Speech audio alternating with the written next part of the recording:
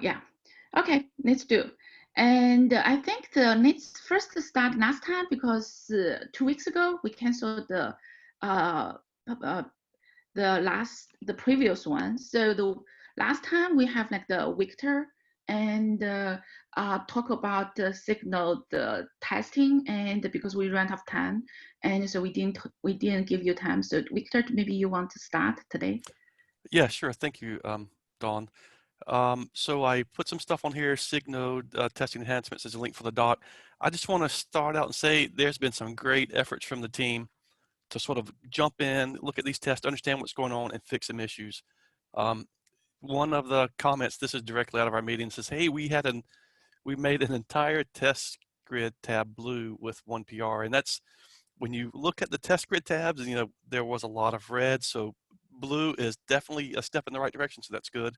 And I just want to give a shout out to everybody, say, hey, thanks for all the hard work, all the PRs. It's really good. Now, at the same time, at least for me, and what I'm seeing is a lot of activity and a lot of review requests. I was like, oh, how can I keep up with all this? So I did a little project board. I'm experimenting with that to sort of keep track of these PRs, and just to give everybody sort of an idea of how much work and efforts going on. There's 10 PRs already completed and merged on just the SIG Node testing piece. And these include things like some doc updates. How do you run these tests? If you just want to run a particular test, some cost image fixes, a little test config. And one of the big things we had before that was causing us some issues is um, if there was a test that said, hey, use this image, and the test wasn't there, it was a silent failure.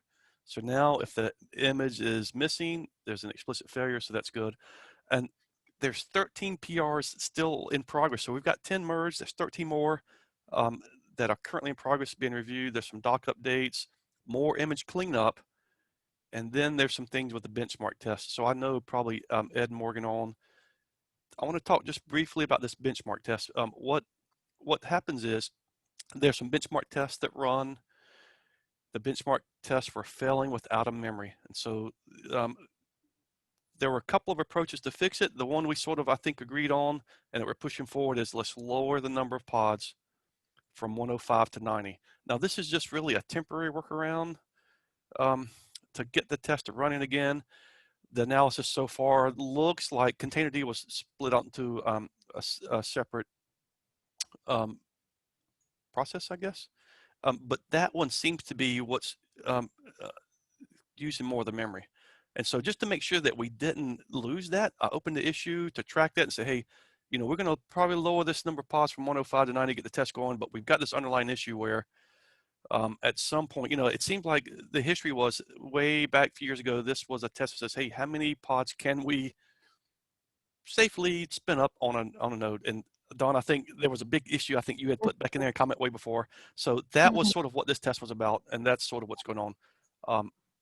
So I think if anybody's interested in an issue, interested in Containerd, helping debug, I know there's been some great help from Roy and Ning and others to help figure this out. So that's all appreciated. One of the other things we are seeing is, in many of these tests, we're testing with COS image and Ubuntu. Now, in the past, if you look, there were many images of different flavors tested in the past. And there is a link there on the images of all the images that are available, which includes other images, of course. And so what we were thinking of doing as we get the current images stable, adding more images to get more test coverage. And that seemed to be well received by the group. And so as we get things sort of cleaned up and more toward the green and blue, we'll look to adding more images.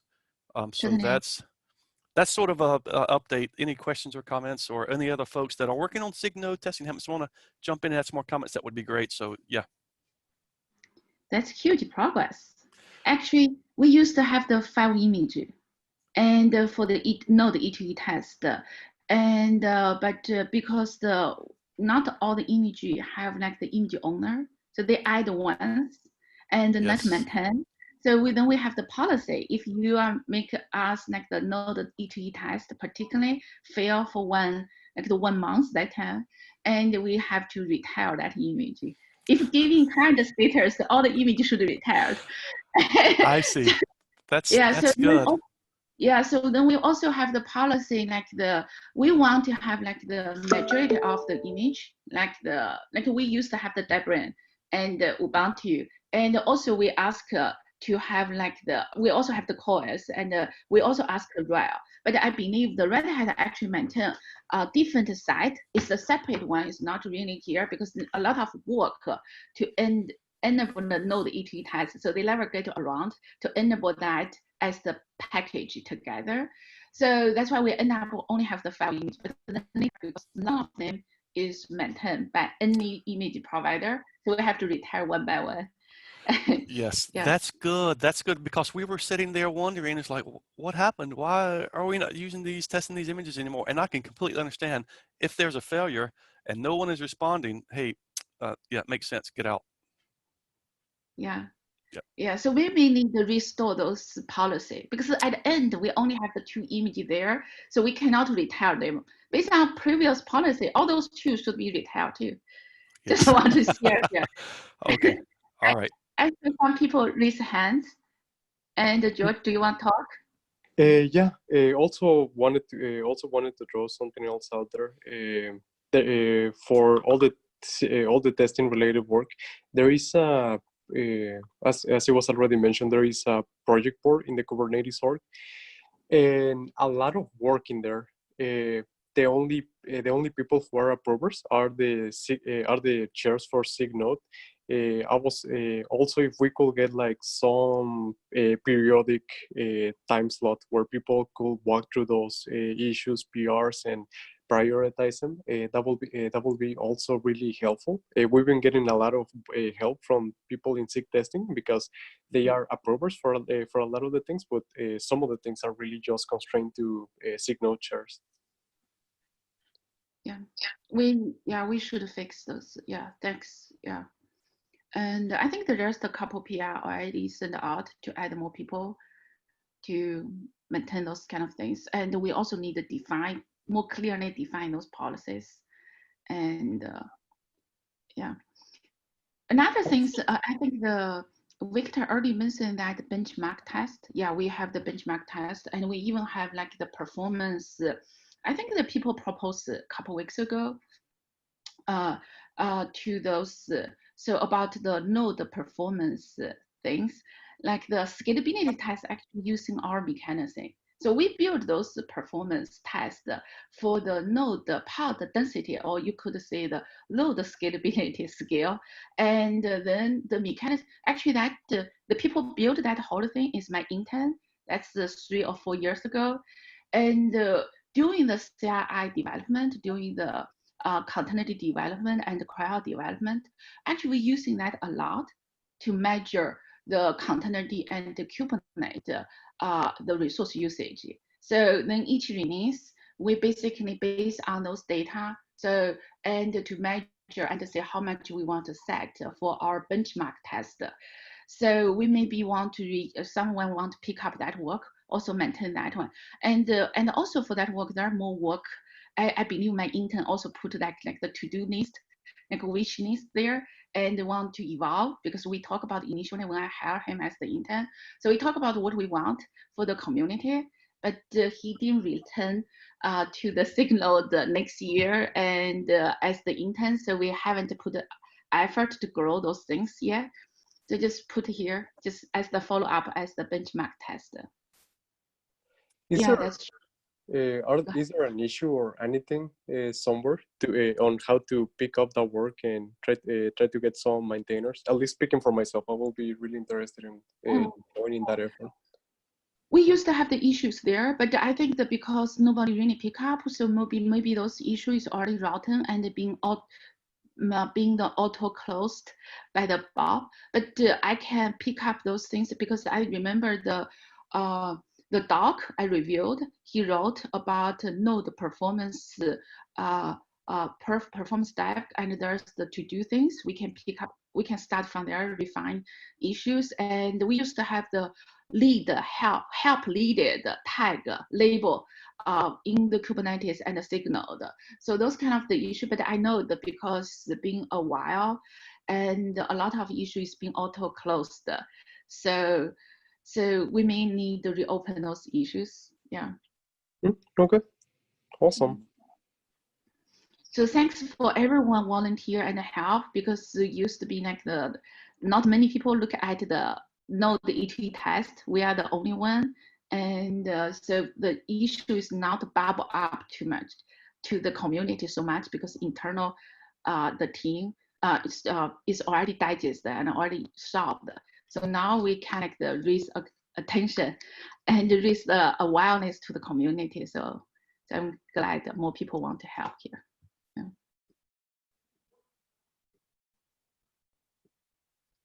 So Victor, do you want to quickly update about the resource management? I saw other Yes, things you already yes. on it. Thank you, Dawn. So, you know, we're still meeting once or twice a week, and this is just to go over some really KEP enhancements and stuff that's sort of to allow dedicated focus time outside of SIG Node, just because there's not enough time to do everything in an hour. So we met today, and you know, there's one KEP that was approved, and this was really just adding a slight improvement for sort of topology manager stuff for really getting better alignment between GPU devices and improving performance, which is an optional extension. But there's the link. It was approved. And now just one quick update. You know, Kevin, I don't know if he's on the call, Clues from NVIDIA has done a lot of work there. And, you know, it's sort of late in the enhancements process for 19. So it was approved. It's not a huge change. It didn't go outside of SIG Node, but it's not likely to be implemented until, you know, 1.20, unless somebody wants to pick it up and have some spare cycles. And we have, I've talked about it in some of our folks to see, but we don't have any commitment yet. So right now, that's the current plan. Yeah, I next think meeting. on that one though, Victor, I thought Alex this morning from Intel was potentially going to see if he had capacity to pick it up, but absent that, I think everything you said was accurate. Cool, thank you, Derek. The next meeting was scheduled for Thursday, June 11th. Right now, there are no topics. We were planning to do pod level resource alignment this Thursday, but it turns out it's a holiday in Poland, so there was a request to move this out to the next meeting. So that's the current plan. And then, so if there are no topics added to the agenda for Thursday, we'll cancel the meeting for this week, June 11th.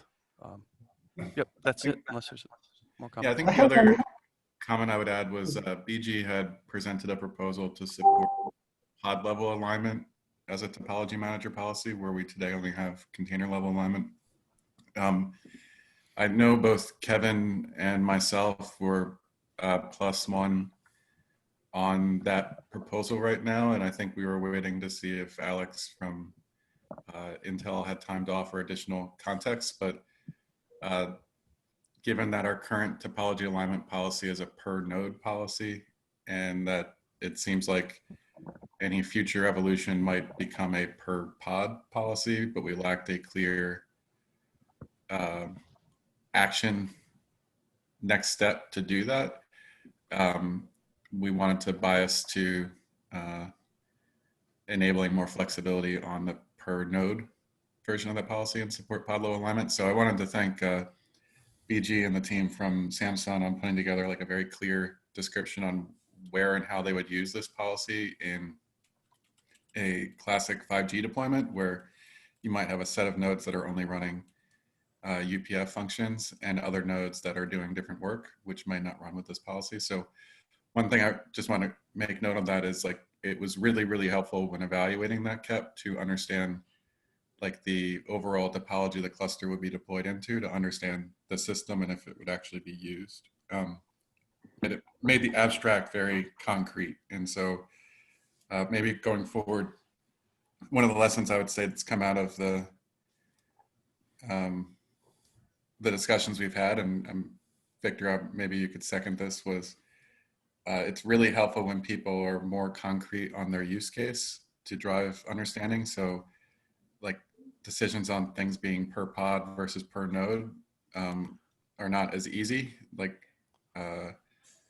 and just being clear on saying, well, a per node thing makes sense for me because my use case is around dedicated GPU nodes, right? That's really helpful for us as a community to understand, and bias us towards doing something. Whereas absent like a concrete deployment topology, we're kind of biased to just do nothing, and that's not good for anybody. So anyway, if folks want to review BG's proposal on pod level topology, please make those comments today because I wanted to unblock that this week. Is the recording of that proposal available anywhere? Yes. The recording is, I need to check if I had uploaded that one. I'm like a week behind on my uploads. But there's also a link, maybe we can put it here, to the slide deck on why and where it would be used. So it had a 5-node deployment for where user plane functions would go and stuff. And it was the most insightful, useful piece of slides I've seen related to 5G in a while. So I just found it particularly useful. So David, I'll follow up. Derek, can you upload of the video if possible, and at least link of the Slack deck here? The part of a lot of us, I heard a lot of us from the West Coast cannot attend because it's 6 o'clock. It's too earlier for many of us here, and but I think many of want to know more about those things, and especially this will be change of our core like the resource management, right? So one thing is my comment it is I want to say that it's hard for us to find a solution one size fit all, and also so I didn't see the PG latest of the proposal. From his proposal, I can see that clearly where they came from, and to support the mobile application, to support the 5G. But there also have other people and other use cases. Not all it is the technical use cases. So one thing I really like, what Alex proposed last time, I think it's more than a month ago, he gave the proposal, what Intel doing. That's really aligned with the 3 years ago, the decision we made it. So like the more, this is also why we have that container runtime interface and all those pluggable, extensible API we defined. We try to say, here it is the identify common core for all the generic of the workload. And then we have like the runtime class and the node label, all those kind of things, and admission control, all those kind of things concept. So you can customize different node, customize the different of the, they also have the scheduler, extensible framework, and you can plug in your scheduler, and you can plug in your container runtime, and for different, so that's like last many years we try to push forward. And Alex, the demo, actually I'm really like he gave all those kind of the scenario, different hardware, and how we are going to do. And so that's the I just want to read. I haven't looked at his latest proposal yet, but that's a general my comment and my feedback. We need to be cautious to only support one use cases, because there's many different use cases, and the hardware is always different. Yes, I think that exact sentiment will be it's probably captured in the recording. So there's no disagreement there, Dawn. And I think the issue is where there's no clear consensus on how to move forward, even in Alex's POC that he presented.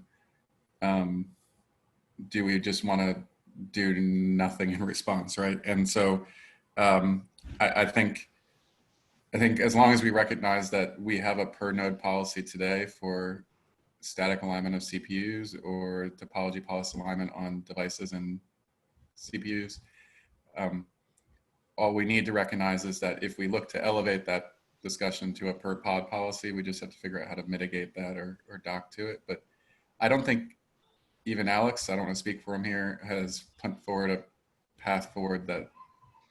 Well, actually, I thought about the path forward, and we had some internal discussions within Intel, and I put already in the like future topics for this topology discussion meetings. So we have some ideas how to implement the things. We can share all the algorithms we have. It's a question of like where we want to go. And I will try to summarize all the current pending proposals and outline like few options, like where we can put the things. And then based on that, we can discuss like what is the future steps. Yeah, so I think, hopefully, Alex, I'm not misrepresenting our conversation this morning, but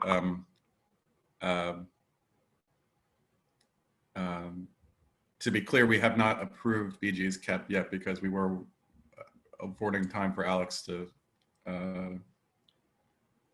comment on it. And I didn't get the impression, Alex, even in our prior discourse, that you felt that it was necessarily a bad incremental step. You seemed inclined to still want to take incremental steps. Yeah, it's a good incremental step. I understand the reason. I understand the tasks what we tries to solve. I just want to verify like few minor things to make sure what like the future things will not be prevented, or like we will not end up with something what we need to support for multiple years what we cannot change. That's the only reason. Cool.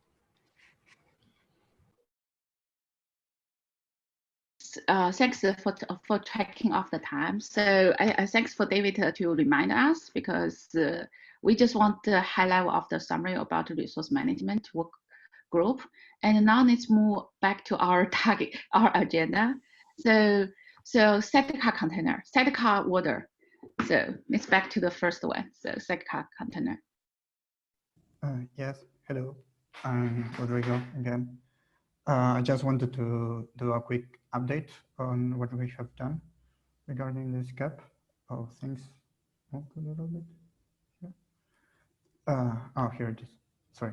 So as we talked in the past meeting, we met with the guys working on the kubelet grateful shutdown, and we were trying to help there and also trying to think how to make that work and in a way that will interoperate properly with the sidecars KEP. So far, so good. Also, I wanted to mention that we found some edge cases on termination.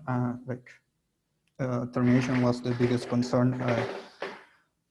It was raised here about this sidecar KEP, and we found some corner cases when, like, if the well, some corner cases, it doesn't matter the details, and we have some ideas on how to improve it. Regarding the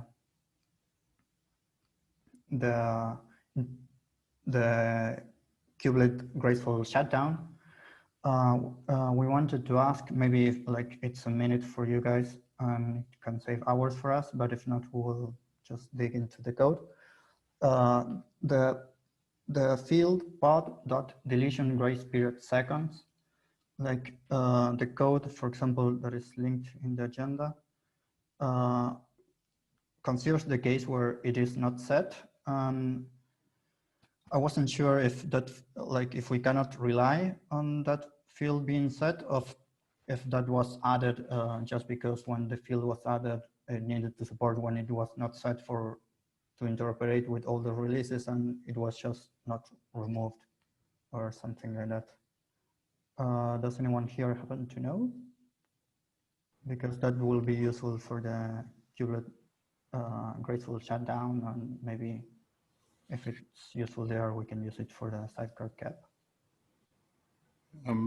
Yeah, I'm trying to recall in my,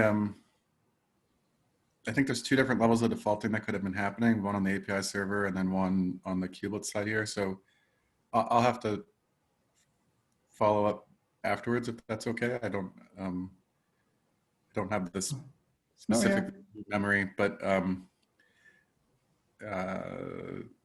I think termination grace period seconds is optional.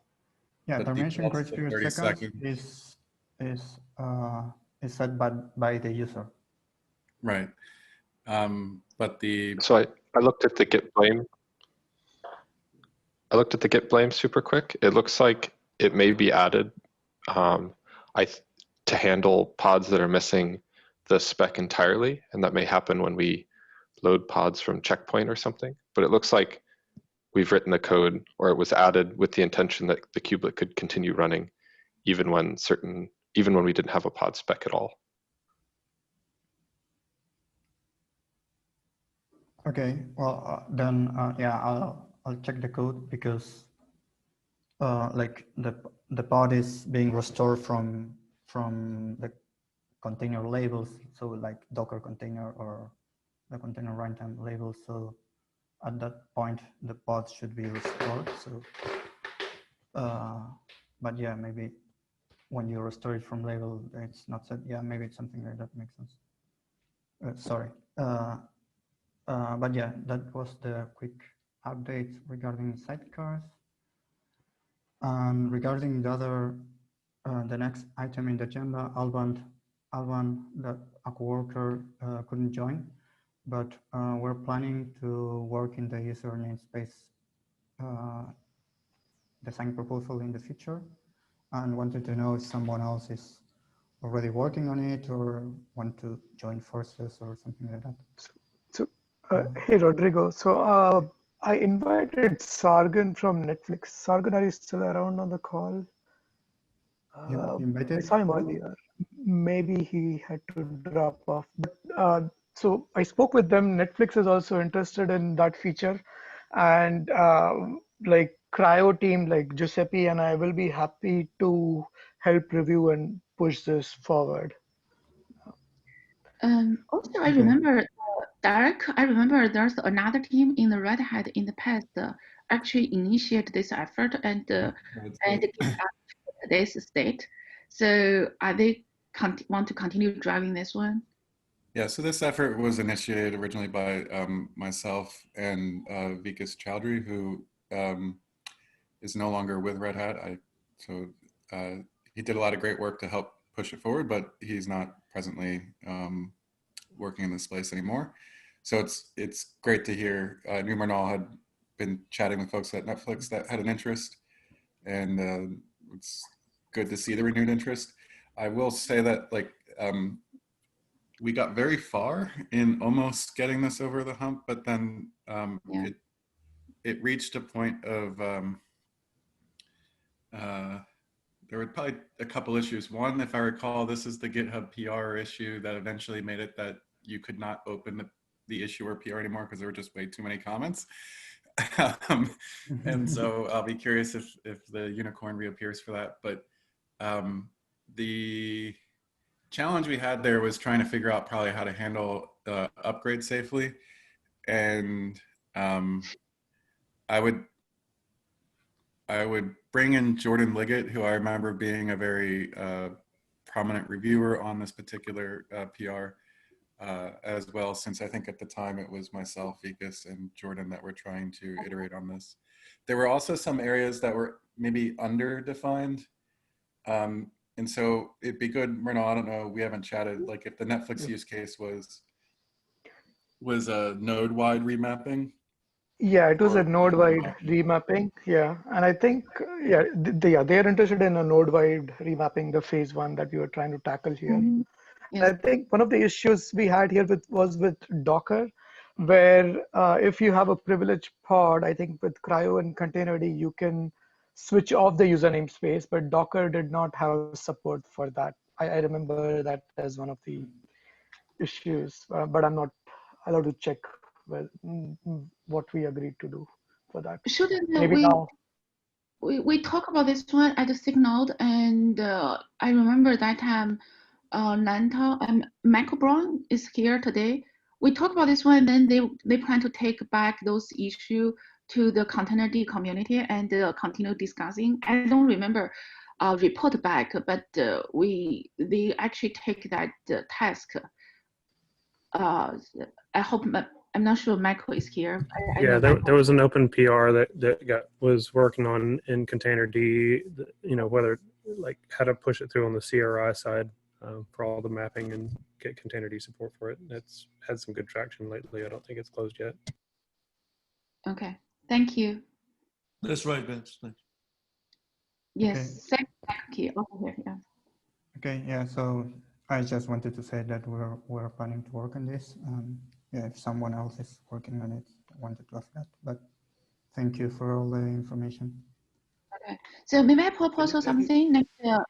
Derek, can you invite the Jordan and give make attend this meeting maybe sometimes next week or maybe next even follow, so we can have like the recap on the status.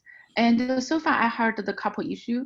One, it is the figure out the upgrade, and we can focus on those things. Another one, it is the container D. And if I remember correctly, they take that job back to the container D. We agree. And there's also CRI change. And we agree if we can come up, agree with the container D community, then we come back to open for all the CRI change. But obviously things change because quite long. I think remember that's more than a year ago. So so there's other issues. So we can lay out after one by one, because the user namespace actually is pretty popular topic, but many people with the hands, they want that one to enhance their security management and policy. And but it's actually is more from the Kubernetes community leading that effort because it's still new. So maybe we should focus on those things. Yeah. Yeah. Honestly, my memory right now is not thinking that the container runtime as much as a challenge as understanding like the intersection between user namespace remapping and storage. But admittedly, this had yeah, persistent volumes would be the big next step. It's like the second milestone. Also plus devices. The original PR from Vicus, it was the first milestone, honestly. Like it was in the alpha criteria because I have to go through, but either way, like no, Vincent, I don't know if we ever discussed this in the past, but like I'll just caution that this is a very difficult issue to reason through when thinking about all the permutations. And so yeah, for sure. I would hope that we could continue working from Vicus's PR, and that's now closed 63651. But even just pulling it up myself, I'm trying to remember all the challenges that we ran into. But what I'm curious about is the use case that we were driving for universally shared among folks, or is anyone exploring this as an attempt to try to get a rootless kubelet? I'm curious if people are exploring this as a means to support better security isolation of end user pods, or as an indirect mechanism to try to support a rootless kubelet. And if we can maybe align on like what success criteria is, that would be helpful, because I know this has also come up in the past to support rootless kubelet, which is more complicated. Yeah. Yeah, I was more thinking it was about the former, not the latter. Yeah, pod's not rootless. Yeah, so Akira Suda in the past had raised this as a issue tied to rootless kubelet, and so yeah. But definitely for the original KEP, I think it's still solid, and I think the PR that Vicus had was really close, but still had some issues that we could talk through, and they're just not all in my memory because they're 2 years old.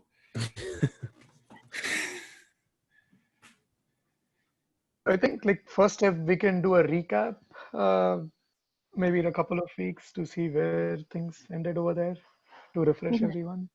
Yeah. So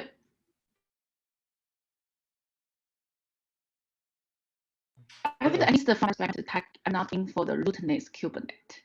And so the rootness Kubernetes. And more is for the former, what you list there. And the problem is this has been going on, the user namespace has been going on for a couple years. And now I just like what you say, that we could already made the majority things down, but there's several open questions. We need the closure on those open questions and move forward. Yeah, so the PR has 239 comments on it. It's very slow to load. For those who hadn't seen it, I'll link it in the agenda. But I think I would zoom in on comments that had been left by Jordan during the initial review when we were trying to get this at least into an alpha state. Anyway. I think with the C group 2 support, this dropping into run C and this solidifying, I think now is probably a good time to start up a work group in this space again. I guess that's a great point, Mike. I think it probably needs a new KEP, right? Yeah. Like an updated state of the world for how Kubernetes has evolved. Because I think this even predates some of the CRI pieces, I think. Well, I don't even think that as much as like it definitely predates ephemeral containers and yes. And so we need to map these features to each other. And I think it also predates PID namespace sharing. And so, yeah, it probably deserves an updated KEP. And so if there is a group within the community, whether that's a set of folks, ideally from multiple interests, whether that's Netflix or Vincent and your team, to just kind of to pick up a new KEP, that's probably what I would recommend. Okay. I'd welcome any instruction on how best to do that. But I just and so I remember there being a previous enhancement that Vikas had written that I had reviewed, but it just updating it to in light of the fact that there are new container types. So like what would user namespace remapping mean for some of those container types and use cases? I don't have them all in my memory right now, but I could see ephemeral containers potentially causing an issue, at least for phase 2 that was in that KEP. But anyway, yeah, help is desired. Yeah, it's also an area that I know that lots of eyes are on, because it's you know, pushing that feature down the road a little bit. Okay, so I have to check off the times. So let's move to the next topic, and so we can follow up. This one we can follow up next time, and the next one, I think the Kamala, do you want to talk about? I saw that your PR already merged. Do you want to talk about that?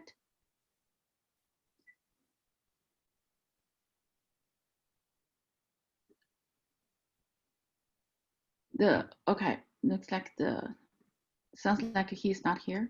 And then let's move to the next topic. I think. Oh, go ahead, please. I can actually talk about that a little bit. So we had to revert his PR because it caused some performance regressions. It doesn't, so normally when we delete containers, all of that is sort of synchronous through the pod lifecycle event generator. It doesn't seem like sandbox deletion is done the same way. And so it added like 10-ish seconds to pod deletion, which was unacceptable. So he's investigating how to do that. He may have had questions, but I don't know what those are. But that's the current state, is that his PR had to be reverted for performance regressions. David, I just had one quick question. How was that regression detected? Was there some test that did this, or just people started complaining from other downstream tests or something?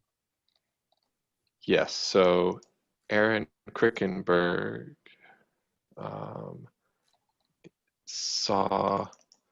he said, so I can link the bug that he created. Okay. In here, just for anyone who's curious. Thank you. Looked like he had some fancy graph. I believe it's from the test, but you have to analyze those tests. Yeah, I remember I saw this one. And I also remember every time we changed that deletion logical actually caused some performance regression in the past too. Yes. So let's move another one topic. Vinay, do you want update of the in-place pod updates? Yeah, sure. This is a quick update. So the core implementation, I'm pretty much close to completion on that. I got some reviews from David, looked into it and left some comments. I addressed them. Thank you, David.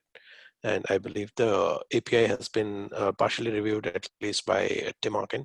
And I've addressed the concerns and changed the code, but I don't know if there's a second pass that's happened yet.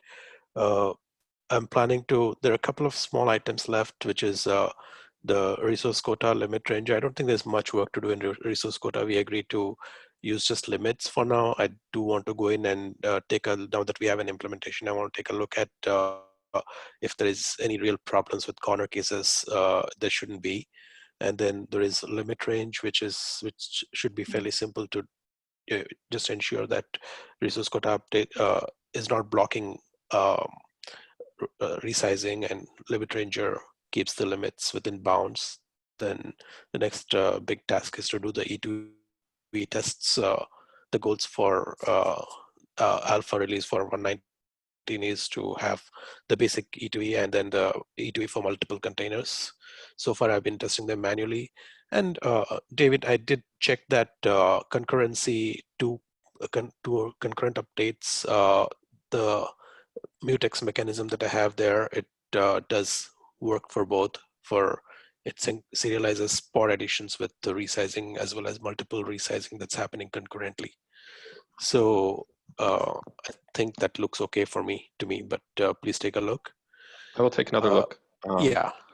And, I don't remember if we decided we needed to only ensure that we don't exceed that requests don't exceed limits internal to the node, or if we need to make sure that that can't ever happen external to the node, meaning that I'm not sure if we decided it's fine for pod assigned resources to exceed the node capacity, or if we just need to make sure that those aren't ever applied. So I don't remember what we decided, but I think there may be races there still, but I'll take another look. Is this for resource quota? No, this is, I'll just leave a comment on the bug. This is just for general, make sure that requests don't exceed allocatable of the node. Yeah, I think the idea of this mutex is to make sure that allocatable never exceeds the sum never exceeds the allocatable capacity of the node. So the requests can be what they want, what's desired. It's if the node doesn't have the capacity to handle it, it'll just sit there and keep retrying in the sync pod until it can be allowed in. The main things to ensure here was that if there is a pod addition and a pod resize happening at the same time, they're serialized, and the one that comes later gets rejected. And when you do kubelet restarts, we restore to the original state before the restart. So the mutex seems to achieve those things. The point you had mentioned was that we sort them by creation times, and that seems to work. I had some comments about should we use the resource version, but that's not necessary. Yep, I'll take a look. Thanks, Vinay. Okay, so to check off time, we have one last item, and reload. Thank you for the Vinay for the updates, and sure. Yeah, reload. Can you talk about? I think that you just want to announce something. Yeah, I think this is a very quick discussion. So in the past, kubelet with C-Advisor would report GPU metrics. That was a change that was made 2 or 3 years ago. I think since then, we've decided to move towards a different model for reporting metrics. What we've noticed more recently is because kubelet actually reports GPU metrics, specifically NVIDIA GPU metrics, it now has an open handle on the NVIDIA driver. And this is a problem because what that means is that if from a cluster admin perspective, I want to update the NVIDIA driver or remove the NVIDIA driver, I need to kill kubelet. So I have a PR that is in flight right now where it's still work in progress, but I'm adding a flag to kubelet to disable this reporting of GPU metrics, which is done, by the way, through C-Advisor. And I think the discussion I want to have is, well, is it possible in the future to enable this by default? Right now, the PR is just, if you are a cluster admin, you can just enable this flag to disable kubelet to collect these metrics. There's some dependency on TAdvisor to get re-rendered. I think like these are details of the PR. Generally, the question here is this something that we think is desirable? And if so, what would be the process? Do I need to just open an issue, a cap?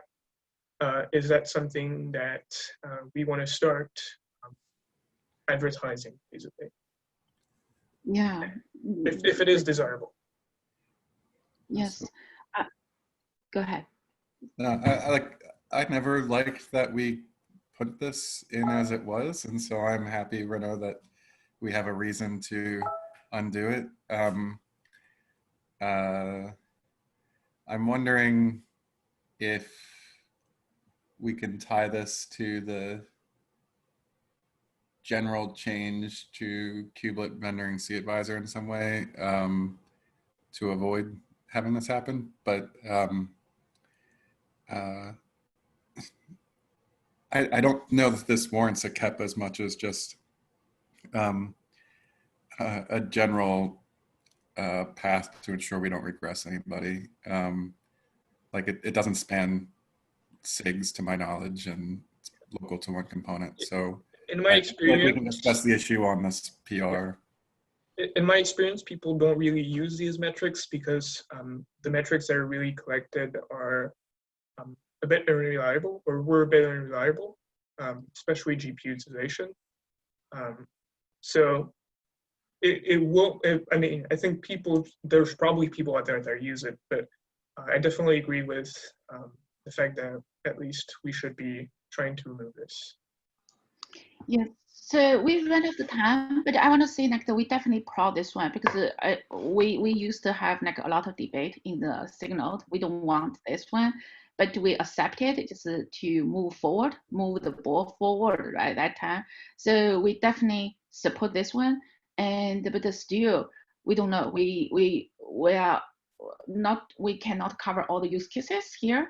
So let's just move on with your PR and add disable this one, the flag, and to Kubernetes SIG-advisor, and as soon as possible, and make that announcement through the release notes and all those other things and all the other channels. And then if there's no concern, no complaint from the community, from all the vendors, Kubernetes vendors, so we just next release or maybe following release, we could just make this default. This definitely it is, I think this is kind of the majority SIG Node, because I remember that time we've been have a lot of discussing internal and externally. So this, I think that at least from my perspective, I just heard also direct perspective, and that's kind of what we want to move forward. Yeah, I think Renaud, I was trying to think about the PR that Balaji has open to disable certain kubelet endpoints to see if there was a pattern there that would make more sense. But I think in general, a strong +1 on trying a way to not have this. Yep. We had discussed that with David in terms of should we tie this to that specific PR you mentioned. I think maybe David can chime in here, but the general idea that we surface is it possible to have an explicit knob to disable this specific metric collection? Yeah, I'm happy to chime in and give my opinion. In the past, we haven't wanted to make the kubelets metric set configurable because a lot of subtle kubelet behavior depends on having metrics available, such as eviction or others. And so we wouldn't want people having kubelets that are broken or don't work. I think GPU metrics seem to be different in that they, one, Renaud has said that they have problems with using the GPU driver, which is specific to them, as well as we have already, as a SIG, agreed on an out-of-tree replacement for these metrics. GPU metrics specifically.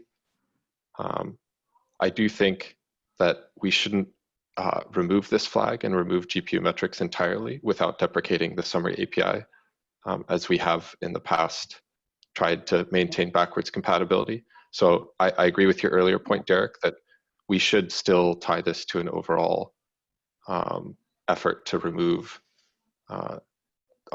to remove any legacy APIs we have that depend on cAdvisor. But I think in this case, adding the flag so that users that have issues with kubelet using the driver is the right solution here.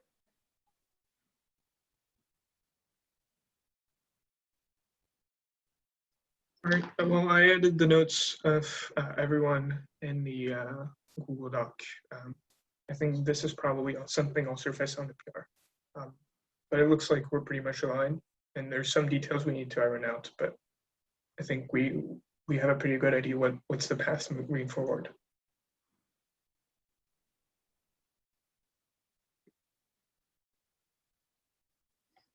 Oh, okay, well, thank you very much. If I can get some eyes on the on some other metrics PR that is just a cherry pick, which I've just pasted on the Google Doc, that would also be nice. Thank you. There's the comment from the James and Alex. So I agree with you, Alex. And yeah. So but those GPU metrics that time, I think also signal to make the cautious decision. It's not like that time, because at least I strongly against to those add into the Kubernetes and said whether. And but we have to, because we have many customers to support the new set of the workload. That's that time. So we kind of make the cautious decision. So I also agree with the teams to say, okay, too many of the flags, and but to test this one with the duplicate of the summary and all those kind of things, that's been like the 3 and 4 years ago. That effort I started even before CRI.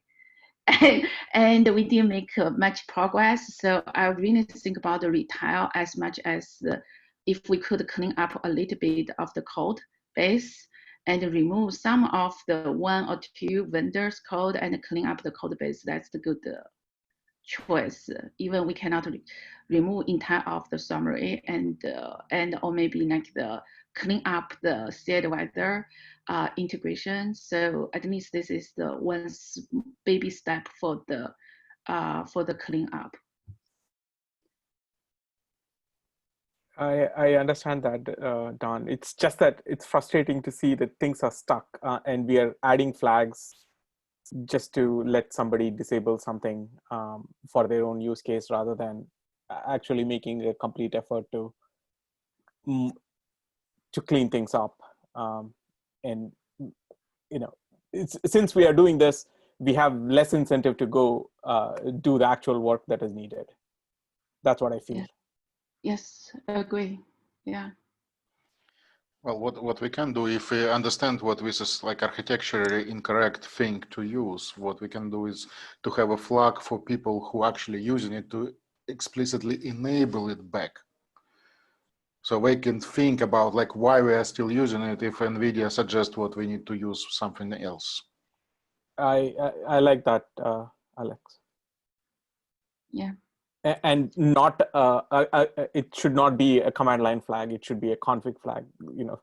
We should stop adding command line flags for sure. Totally. Yeah, thanks for the comments and thanks for everyone attended today's meeting. And we really ran out of time. So thanks and see you guys next week. Bye-bye. Have a good day. Bye, everyone. Thank you, everyone.